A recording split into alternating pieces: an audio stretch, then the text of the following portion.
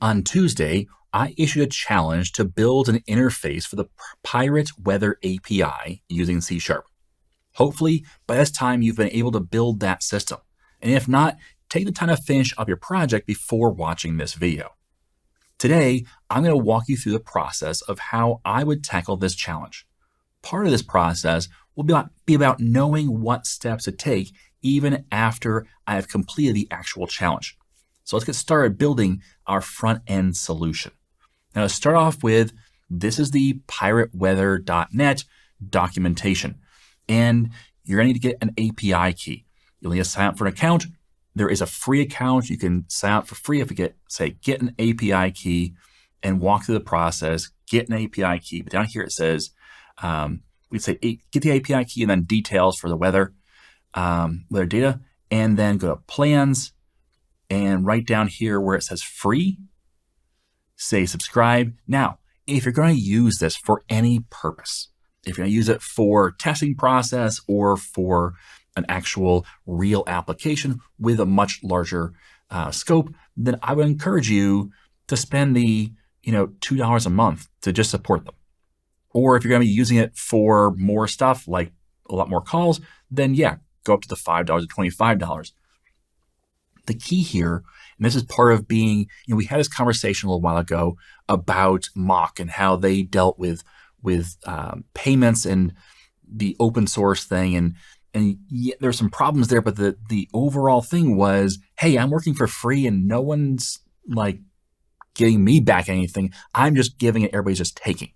And there's a lot to be said for that, where, you know what? Yeah, you don't want to be just a consumer where you're just kind of, sucking out the resources and not giving back in some way. So I encourage you, if you're thinking about using this in any way, maybe don't get super close to the quota. Maybe say, you know what? We're going to do $5 a month, even though we only need 20,000 calls. Or maybe we're going to do $25 a month, even though we don't need nearly that many calls. We just need 50,000, let's say, because it helps support the project, especially if you get your business to do it. Then, for your business, that dollar amount should not be a big deal. And for what you're getting out of it, it could be a real benefit. So just make sure you support them if you can.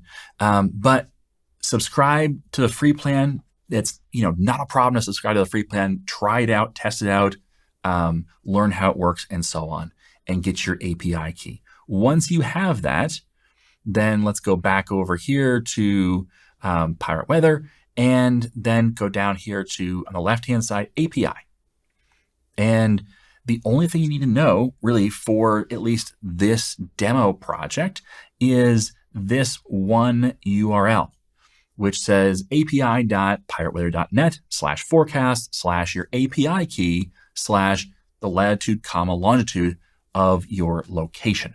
Now, you can do some pretty cool things like what's the forecast for this particular day, or even what's the forecast for a particular day in the past as well, which I guess in the forecast at that point, it's what was the result of the weather for that particular day. And also, again, you can choose which location. So some really cool stuff here, but we're just going to focus in on that one call. Now, what I would recommend doing is getting your API key and then getting your latitude and longitude. And you may say, Tim, I have no clue what my latitude and longitude is. No worries. There is a website called latlong.net. So latlong.net. And you type in your location. So I am near Dallas, Texas, US. And I hit find. And it says bot detected. I'm not a bot. Let's try this again. Find. There we go. And so it gives me my latitude and my longitude. If you scroll down here, it actually gives it to you with comma separated. Copy that. Just make sure you remove this space right here. That will cause some problems.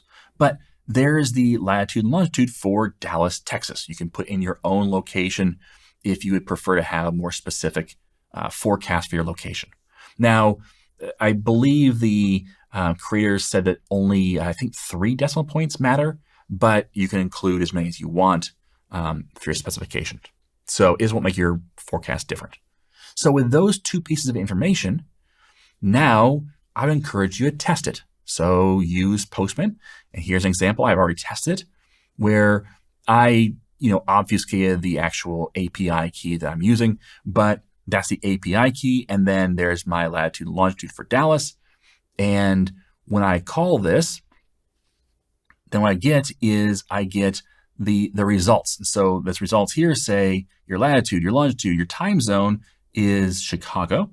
Your offset, that's offset of the time zone, so -5. My elevation is a whopping 479, I believe that's feet off of sea level. And the current time, there's a current time code.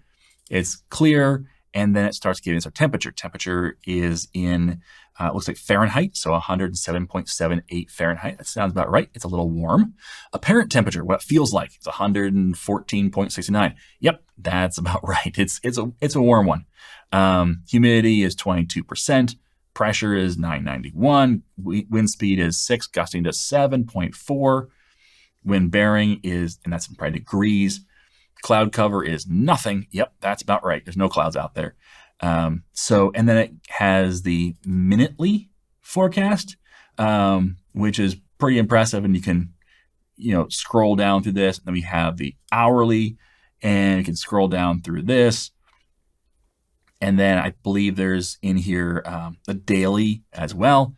And again, you can scroll down through this. I think it gives us 7 days by default, and then any alerts. And the alerts are excessive heat warning. Sure, that makes sense because yes, it's pretty warm in here. So, and yes, all the counties are listed, and it's severe. Yep, that's about right.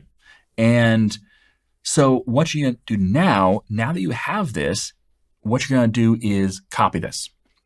Copy the results. By the way, you can go over to your headers right down here where it says 18, and it will show you more information. So if we do that, we go to headers, we can see that in here, right here, the X rate limit remaining for the month is 9,998. I haven't made this call very often out of 10,000. So it tells you how many calls you can make per month and how many you have left on every return result. So that can be very helpful. Okay, so but in our body, we're going to copy this JSON to the clipboard, and we're going to bring that off a screen. We'll also minimize this, and now it's time to start building our application. Let's create a new project, and we're going to create a Blazor WebAssembly application. So you get to choose. You can do MVC or Razor Pages. You can do Blazor Server. Totally up to you, but I'm going to choose Blazor WebAssembly. So Blazor UI, and we'll call this the weather app. Okay, and we hit next. Yes, .NET 7. Yes, for HTTPS. No, I'm not going to have it hosted. No, I'm not going to make it a progressive web application. So with ASP.NET Core hosted, that'd be if we're going to create the back end too, in which case we'd be doing basically a full stack development, not a front end development. Also, I prefer to disconnect my API usually from my WebAssembly project, but we also don't need a progressive web application. We're not going to do this offline. This is going to use online data, therefore we have to be online. We could cache if we wanted to and do offline. That's outside the scope of this demo. So let's hit create. And once this creates, we'll close out the starter page. And what I want to do is I want to create a new folder, Control-Shift-A, we'll call it models. And let's just create just a models folder for now. And select that folder and then say, actually, you know what, let's create a file in here. Control-Shift-A, and we'll call it weather model.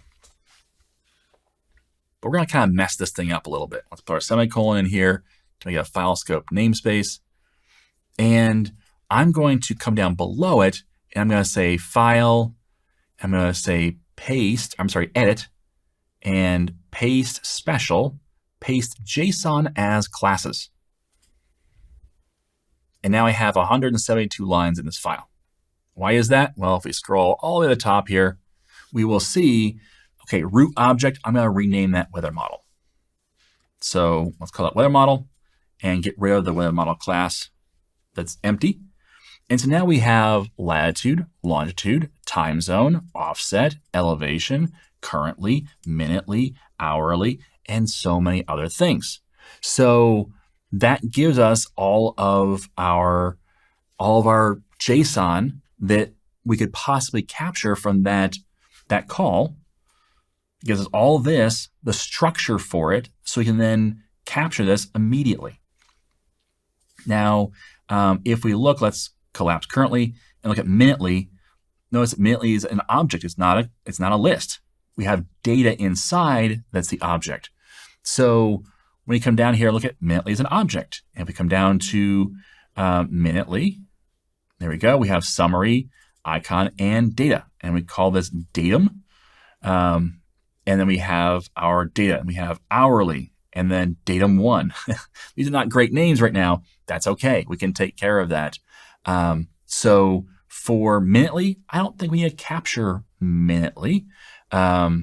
So let's get rid of it. And the datum. All right, so we're going to get rid of this. And that's going to cause an error because we'll have up here minutely. Let's get rid of it. We're going to delete it. You don't have to capture everything that's passed in. And hourly, you know what? We're going to leave that in. We're not going to capture flags, though. So let's get rid of flags, which we scroll all the way to the bottom here. See flags. There's alerts, source items. There's flags. And source times is in here for the flags, so we can get rid of that. And that should clean up a lot of stuff. The question is, do we want to keep both hourly and daily? Probably. So what we're going to do is we're going to rename this datum. And we want to call it something that makes more sense. Per hour data. And so we'll rename that per hour data. And then down here where we have daily, let's rename this per day data and control dot to rename that as well. So now we have daily and per day data. And then we have hourly as well.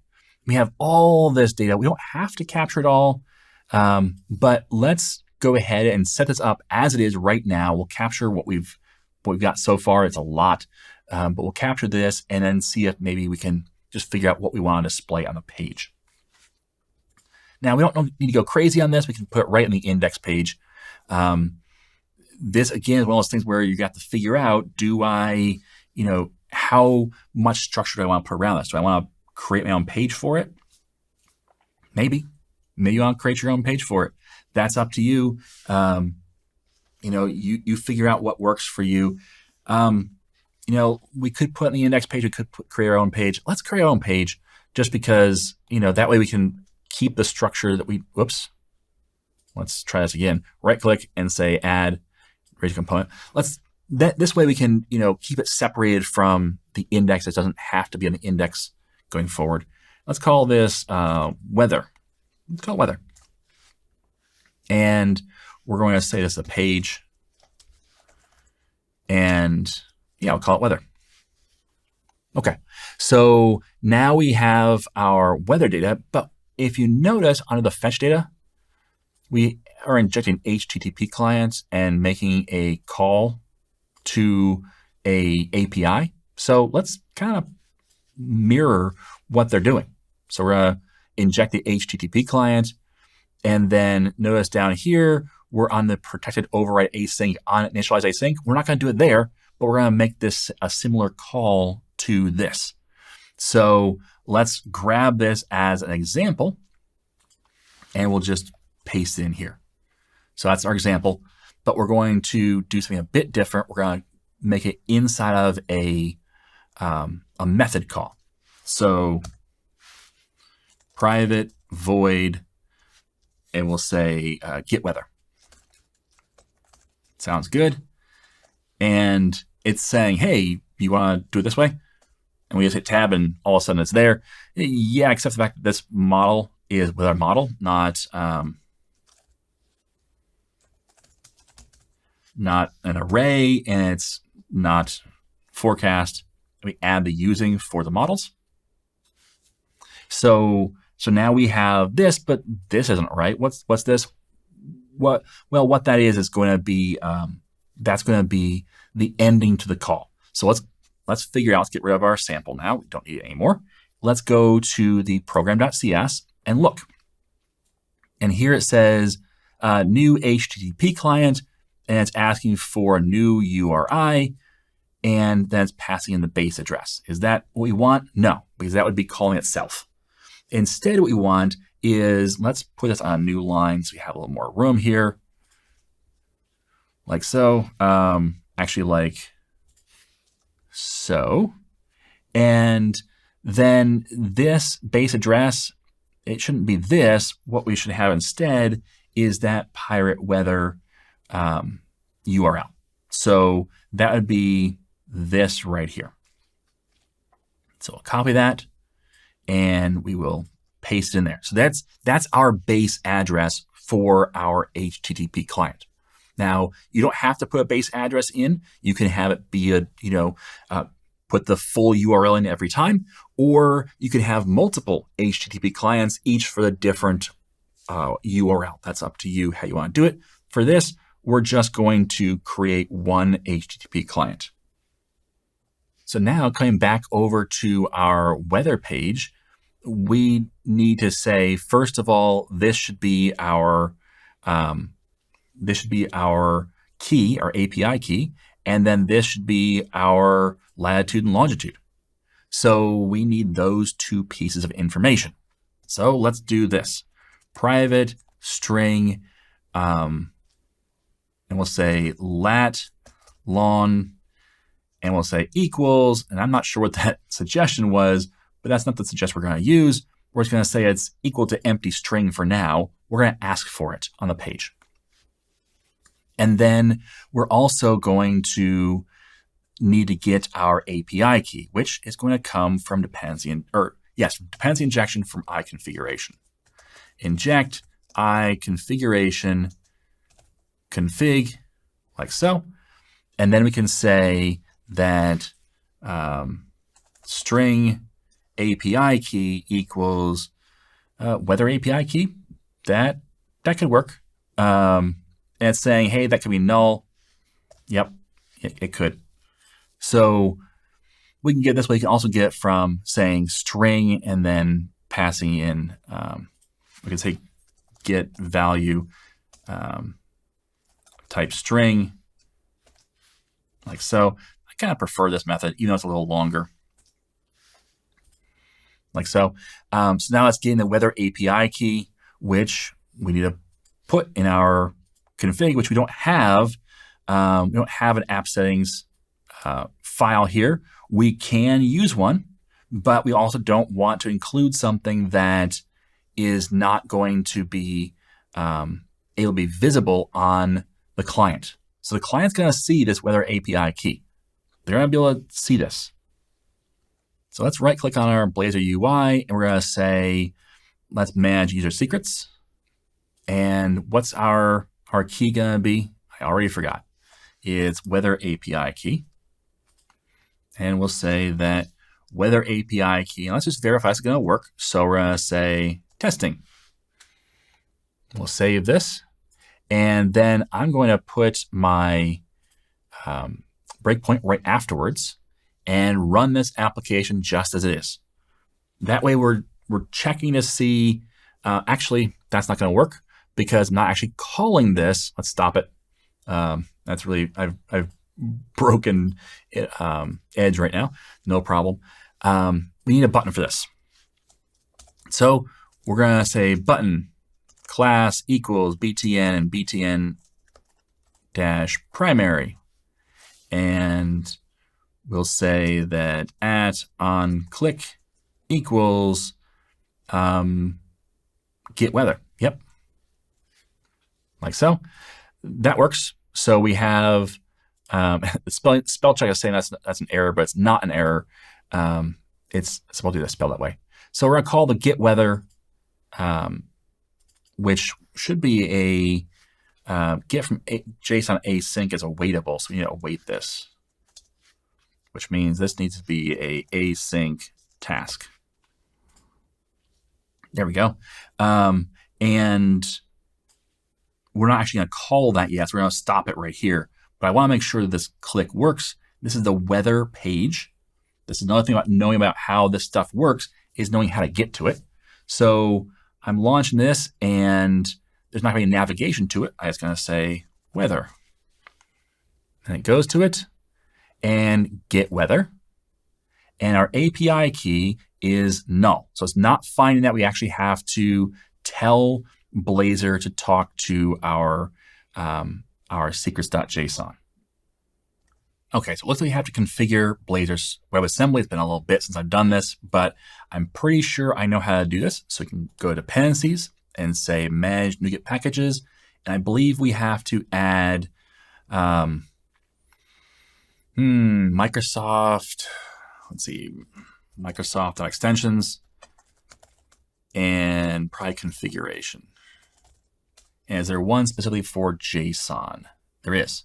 So this will add the configuration for JSON, and it's also going to add, if you look at dependencies here, it has a bunch of dependencies. Let's go to .NET 7, abstractions, file extensions, configuration, and file provider abstractions. Perfect. So that's what you want. So Microsoft.extensions.configuration.json. We're going to install that. And then we have to tell Blazor to start using it. So let's do that. Let's go to program.cs. And in here, we can talk to the configuration.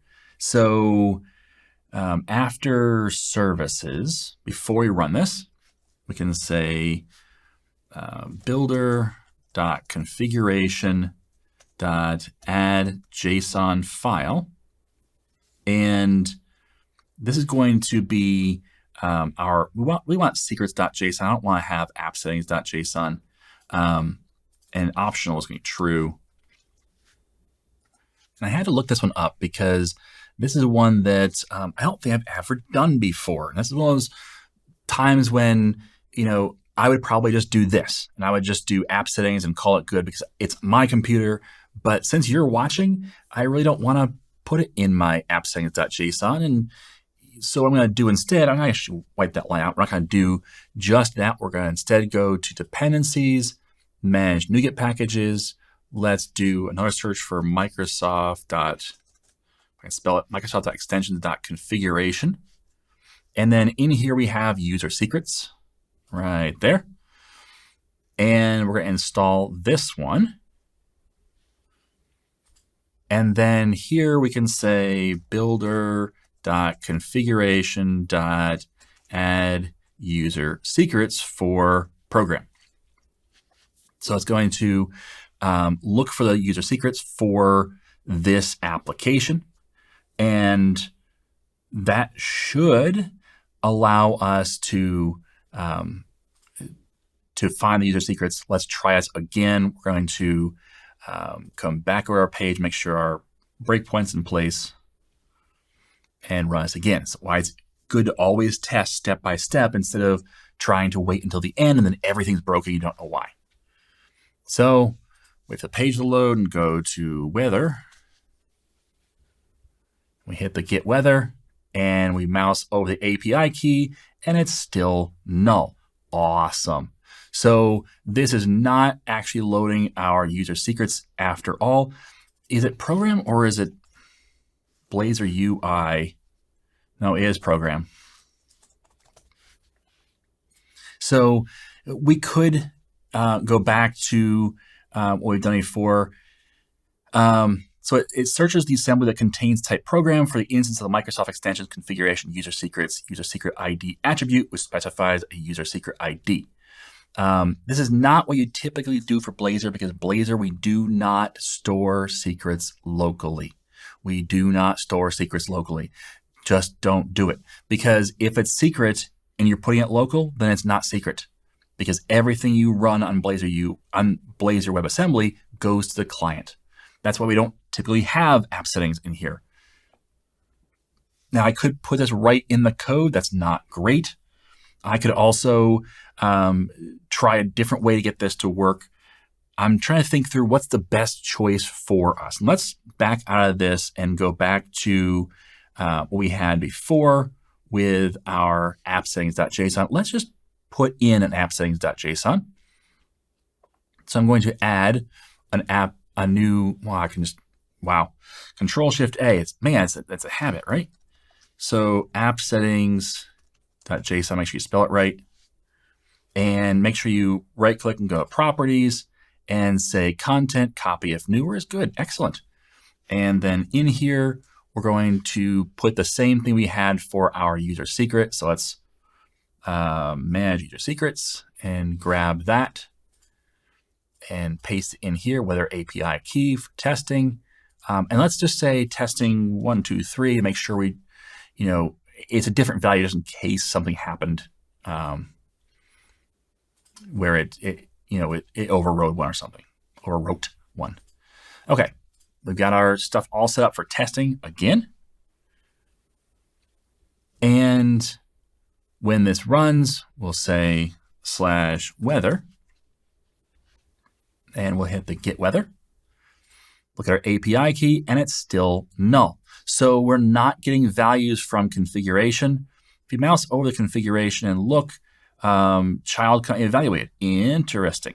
If we go to the immediate window here and say config, and then let's put in parentheses weather API key. Unable to evaluate. Interesting. So we're having a problem getting configuration. All right. But I think I figured out the issue, and this is where it's because the Blazor WebAssembly is just a different way of working with code because it's all client side. And where is the root of Blazor server? Well, it's in www root. So that's where the root is, not the project itself, which means app settings.json, we need to move into www root. And then we're there, we make sure it's content and copy if newer that can change when you move to the files. Now, if we run this, we can test it and go to /weather and get weather. And the API key, finally it's there. It says testing 1, 2, 3 in case it's a little small there. There you go, testing 1, 2, 3 for the value of API key. So we now have a working, at least app setting.json. I'll put the value in there just because I want to move on and get going. But I would come back to this and I would fix this. In fact, I probably will anyway when I get a chance. And when I do, I might publish a 10-minute training or something like that on how to do this, because you do need to have secrets for local development, because then you can store things that are just for your machine, for your configuration, rather than for everybody, because that app settings.json is going to get checked into source control. So it's not just because it's secret data, it's because it's getting checked into source control. I know that the value of the API key is going to be exposed to the user. So if I'm going to put this in a Blazor WebAssembly project, they're going to see that API key. I can't help that. The only way around that would be if I call my own API, and then from there, it called the API with the right key. That's the only way I can protect that. So just note that's what's going to happen. But now we can move on. We can put it in the app settings.json, and we can then get the data back from our API. So now we have that. Let's put our $sign here for string interpolation. And we're going to say that this is going to be API key. And then this right here is going to be the lat long value. So that way we'll have our call to the API with our API key and our lat long value. So I will update, let's see, I'll update the app setting.json with an actual value here. Then I just won't show it to you. I won't include that in the project. I'll put it back to testing before I give you the value, but I'll include that there, and then we can test this out to see, is this getting us back the correct value? To do that, we do need to give it a lat long, and we're just gonna, for now, copy this and use this as a default value for our lat long value. This is how you test things. You do one step at a time. Actually, that's all you have to do in order to get that value in. So next up, I'll pause the video and I'll put the actual API key in. Okay, so the API key is in place and that will get populated here. I'm not going to pause and show you that value, but we're going to look at this value once we've loaded it up. So we're going to look at this value right here and make sure that it has some type of value in it from the API. So let's run this again. We'll go to /weather, hit get weather, wait for it to be done. And now if we mouse over this, we'll see that the weather value actually has a whole bunch of stuff in here: latitude, longitude, offset, time zone, the hourly. Let's go to data here. There's a whole bunch of hours. There's the next 48 hours, and each hour in here will tell us the dew point, the apparent temperature. Apparent temperature is 115 degrees. Yep, sounds about right. And so on for the next 48 hours. We can also look at the daily and any alerts. So there's an alert here. Let's look at the first alert, the description. There's the time, the title, and so on. So this actually has great information for us to set up a actual test. So now we have our data coming in. We've successfully talked to our backend and said, hey, backend, give us some data. And we've got that. Now we can start testing out building this actual site. So the first thing I want to do is I want to look at what index.html has in it. And as you can see down here, we have our app, we have our loading progress text, and this is where it's going to put our application, is in here in this div. So it first puts the loading bar and then replaces that with our actual application. So we're in a div inside the body, which isn't great HTML. We should probably address that at some point. We're not going to at this point, but we should probably address that and make that a little better. But what it also means, though, is we shouldn't be starting at H3. That doesn't make sense, because your H tag should start at H1 and say this is the title of the page, H1, and then your main points are all H2s, and then any sub points under an H2 will be an H3. So let's make this an H1.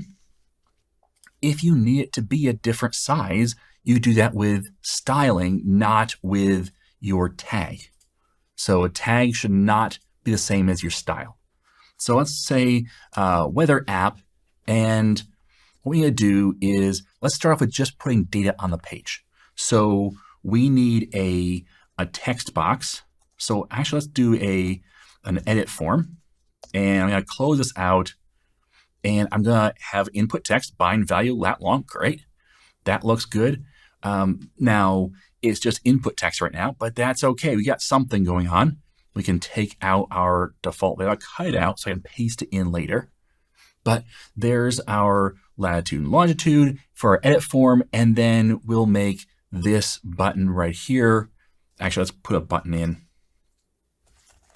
Button class equals btn and btn-primary, and we will say the type equals submit, and we'll say get weather,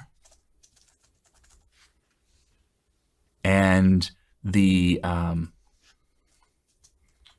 on valid submit will be get weather.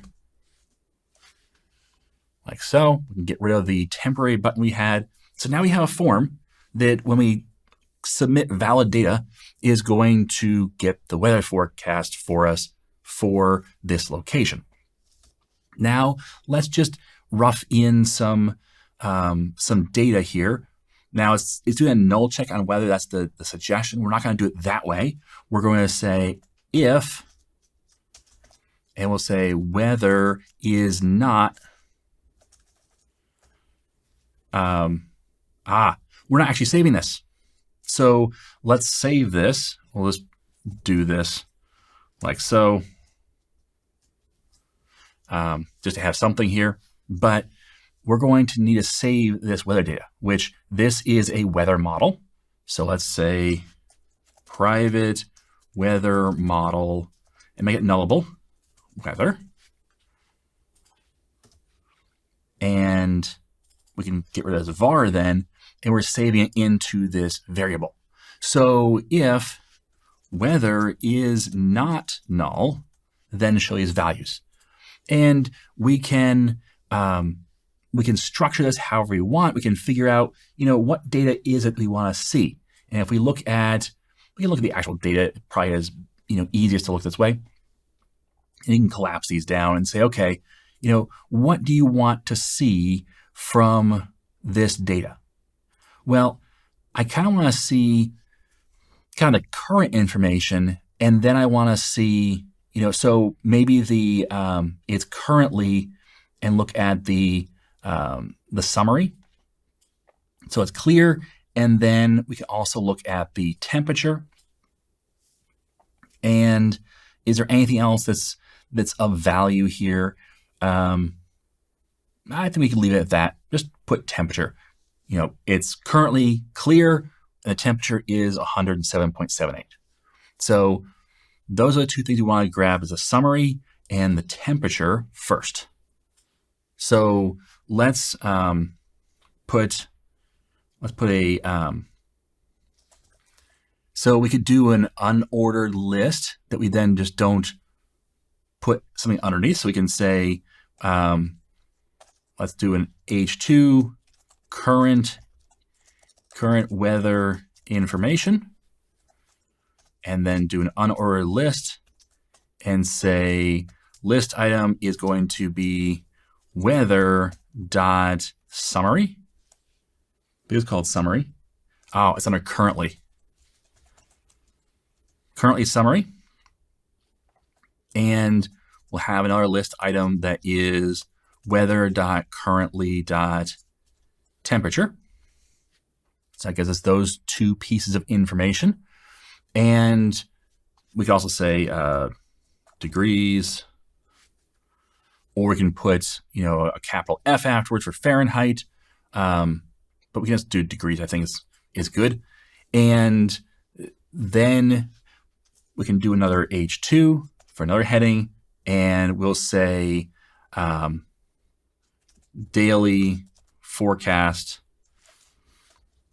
and then have an unordered list, and then we'll have a for each, and it's suggesting something for us. Let's type it out. For each, and we're going to say var day in weather dot daily dot data, and we can put the list item and say day dot, and we have the apparent high and low temperature. We have the apparent temperature max and min. We have the cloud cover. So let's do the high temperature, not the apparent high temperature, the max. We'll say high is going to be, and then we'll copy this and we'll paste it, and we'll say the low is going to be, and I believe that's just min. We'll say min. And then do we have I think that says day of the week. Li day dot, and we have, let's actually just look in here. It's a little easier to see the actual values in here. So we have the daily, and so this this is a day, it has a time. But do we have actually in here anywhere like the text of the day? No, we don't. So what we need to do is convert this time over to an actual day of the week. So we can figure out how to do that in a minute. So let's actually grab this, come back over here. So let's grab that. So we say day dot, and it was called time.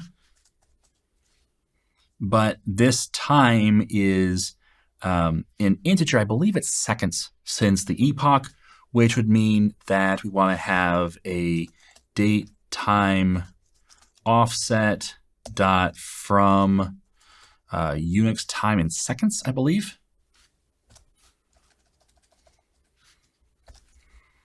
And then we could say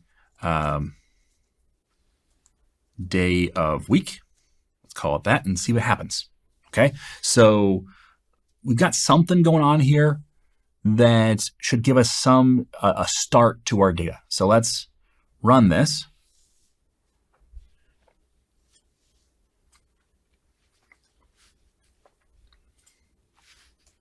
And weather and reload. We have an error here. Okay, not a problem. What you do is hit F12 and open DevTools and close out the welcome and go to your console and figure out what your error is. So it's a critical error. Cool. So what's the error? A bunch of stuff we don't really care too much about. So edit form requires either a model parameter or an edit context parameter. Gotcha. We can actually give it the model for our form. Okay. So we need to have a model for this form in order to bind this value. Right now, we're just getting a string here. We do want a model. So let's come up here to our model, Control-Shift-A, and we'll say the weather input model. And make it a file scope namespace. And we're going to say prop string. And we'll say lat long. We could grab latitude and longitude separately, but we're just going to grab them together. I'll make that nullable. So weather input model now, instead of lat long. So private weather input model. And we'll call this our input data. And let's initialize it so that you don't have an error there. And instead of lat long, we're going to say input data dot lat long. So now we can bind this form. We can say model equals, and what's our model name? It's input data. And this would then be input data dot lat long. Okay, so now you bound it to a model. That should get us what we need.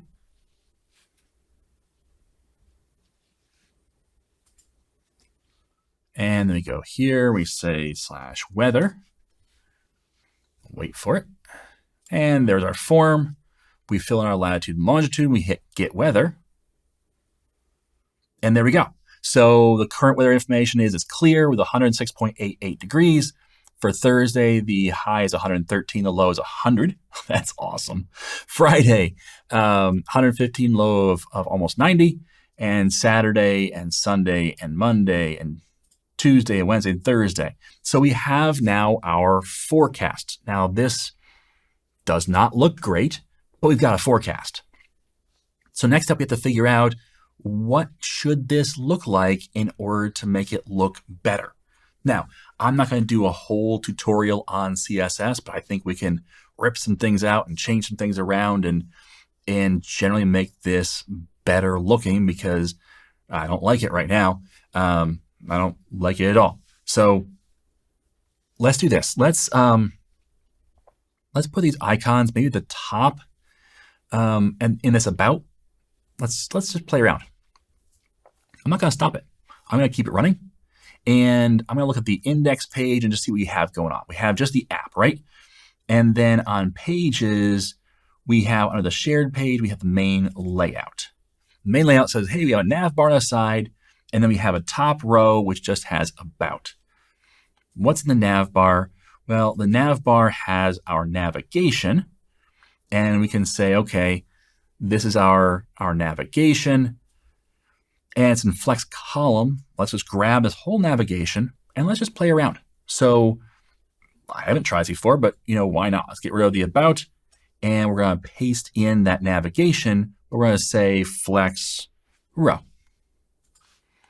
Okay, and I'm going to save that and come over here, and that did not work the way I wanted it to. Okay, not a problem. Let's figure out why. So we're at the top row, and we got a padding the X of 4. We have this flex row. This is what we pasted in the flex row. The nav item, the padding of X of 3. So X is the left and right hand side. Y would be top and bottom. All right, so let's look at our CSS and see if something's going on here for our CSS. And I don't see anything crazy here. So let's come over to our page, get to know your browser tools, hit F12 and open DevTools. I'm going to open these at the bottom. Otherwise, it messes up where the navigation is. I'm going to select this and figure out what's going on here and why is this this in a row or in a one stack instead of side by side. In fact, I would like this to be side by side by side, and I'd like this, flex row to be. Let's just first of all, always feel free to play around. So we got this flex row, but it's grayed out, which is interesting. And doesn't really change it until I uncheck it. So then we look at this and say, well, why is it that you're only giving this that width? Okay, and you can go to the navigation and figure out, okay, why is nav only taking up this space? We can go to computed, and it's saying it's only taking up 184 pixels wide. That's interesting. I'm not sure why. So I think the issue here, I'm noticing that it says flex row, but I don't see anywhere it says display flex. If you go back over and look at our code here, let's go back to the navigation here. I don't see that anywhere, which is odd. It should have a display of flex, and maybe nav menu CSS class is what's bringing that in. But no, it's saying collapse or null. So I'm not sure why, but let's try this. And this is where, again, you get to practice with your dev tools. Is deflex. That's what I wanted. That's exactly what I wanted. So let's do that. Let's bring us over here, and let's come back to our main, and we can say display flex for this navigation class. And then padding X is probably too much. Let's say padding of X is 1, not 3, and hit save. And there's what we've got. We've got our icons over here for our navigation. I'm okay with that. Now, is it the prettiest thing ever? Not really. We could probably do better, but I think that this gets us something. And, we can play around with the navigation to say, hey, I want you to be on the far left instead of the far right. But I think this works. So I think that the order of this, if we hit F12, we look at the actual bar itself. I believe that there's a position in here somewhere that would move it all the way to the right. Yeah, flex end. So top row, the justified content is flex end. If we were to say here flex start, there we go. So move it over to the left. So that's in our style CSS line 16. So if we were to go over here to our app.css line 16, because it messes where things are. Okay, so let's go back over here and look at that line 16. That says top dash row. Let's look and see if we can find a top row. I don't see it. So it looks like we're probably mixing it in with some other CSS. So not a problem. What we can do is we can actually override it. So we can say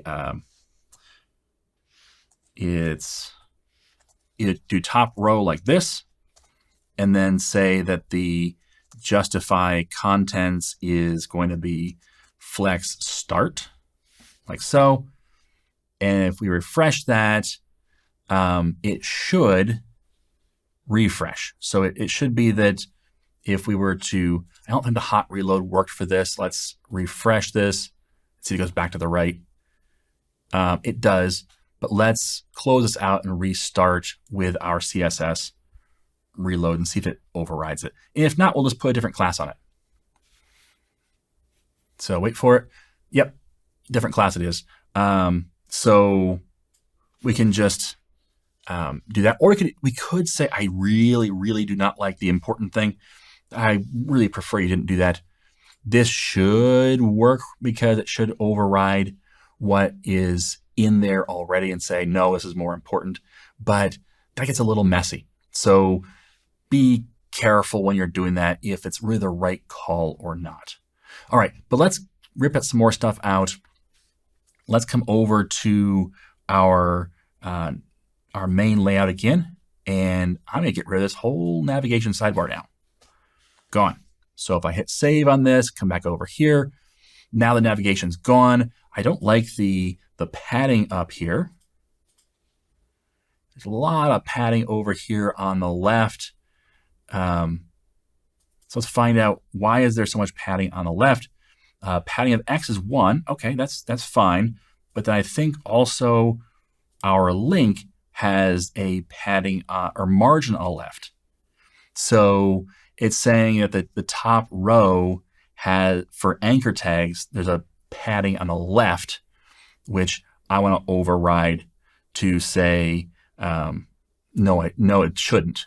So this is where we're going. You know what? Maybe this top row isn't the right call. Maybe call it my top row and my top row. We can get rid of the important, and we'll see if this applies properly the way we want it to, and that looks good. And if we come back over here to our elements and we inspect this, we can see that the padding is more like you want. All right. So with this, we now have this style up here. We don't have any kind of background to our top row. That might be something you want to add. So let's do that. So background color, we could do, I'm not even sure what that color is. So let's figure out what color you want to see in the background. Let's do something really light, but definitely not dark gray. I think dark gray would be too dark. But let's put it on there and see. And yeah, it's too dark. So we could do a light gray and see how that works. And it gives us some contrast, and we can figure out, is this the right thing or not. But I think that looks pretty good. So now what we're going to do is take out these extra things. I'm going to rip out these two, rip out one and just comment it out. So I want to keep a sample here. I'm going to change this one to say weather. And we're using the open iconic icons. So we can look for Bootstrap, open, iconic, and just do a search here for the icons, which is just icons.getbootstrap.com. So then in here, we can look for weather, and maybe we choose something that seems, cloud drizzle, or we can look for, sunshine maybe. Just something that indicates this is weather. And I think what I'm going to do is choose the clouds. So the clouds right here, which that would be, looks like BI now instead of OI. So let's look and see if we can get access to this. So OI clouds or cloud. Let's do cloud. And we hit save. We come back over to our page. We now have this that says counter still, but it's got a little cloud. And so let's say weather forecast. Hit save. And now on our page, we have our home page, hello world, and our weather forecast that takes us right to our weather forecast. So home, weather forecast, home, weather forecast. Cool. So that kind of solves that. And now we can start working on making this look a little better, because this right now is kind of blah. So let's figure out how to make this look better. We can close out of these things. So I think that, we can do some basic styling. I'm not going to go too deep into styling, but I want to talk through like how to get this to lay out, better with, at least with our unordered list, and maybe you shouldn't even have bullet points here, those kind of things. So what I'd probably do is I'd start by taking the bullet points off. You can go to Get Bootstrap, and in here we can go to unordered list. Let's just go list. So basic example for lists. So they have list groups and list items, which what this does is it looks like it takes off the bullets. So we have just list group and list group item. Well, let's try it out. So let's close out of our navigation. We don't need that. Or styling, we don't need that. Or index, we don't need that. We don't need fetch. We just need the weather page. And we can say this should be class equals list group. And then for this, I always forget the key for this. I'm going to do Control Alt. I'm going to say class equals list group. I don't know why it dropped off. I must have hit something. It's okay. There we go. And I hit save on this. And now it's boxed in. That's okay. It's not the greatest, but it's something we can deal with, because then we can just format it. So let's leave it alone for now, but we could apply our own styling to it. I think this, though, shouldn't be just one long list. I think you should have a nice format per day. So let's make that work.